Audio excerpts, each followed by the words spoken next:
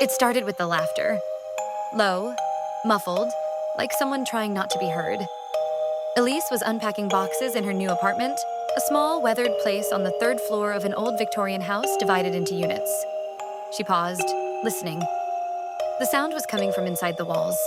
She told herself it was just the old house settling, or maybe the neighbors downstairs. But that night, as she lay in bed, she heard it again, closer this time. A giggle, right behind her headboard. She moved the bed away from the wall. The laughter stopped. The next morning, she found scratches, faint but deliberate, on the inside of her closet door. 4 vertical lines, like fingers. She stared at them for a long time before finally shutting the door, hard. She asked the landlord about the noises. He smiled a little too quickly. "Old pipes," he said. "This place makes all kinds of weird sounds." That night, she left her phone recording by her nightstand. In the morning, there were over 7 hours of audio. Most of it was silence. Then, at 3:12 a.m., it picked up a voice. A man's voice, whispering, slow and wet-sounding.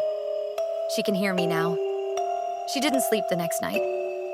She stayed up in the kitchen with the lights on, clutching a knife, every muscle tense. At 2:46 a.m., the laughing started again.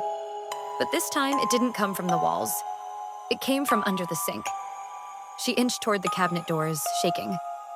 Slowly, she opened them. Nothing. Just darkness and the smell of damp wood. Then she saw it, etched into the back panel with something sharp.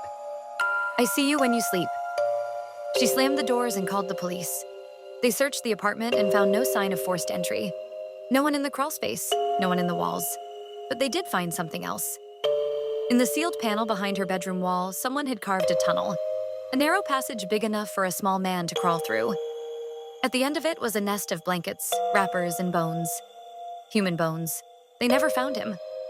But some nights, tenants still report hearing laughter in the walls. Low, muffled, as if someone is trying not to be heard.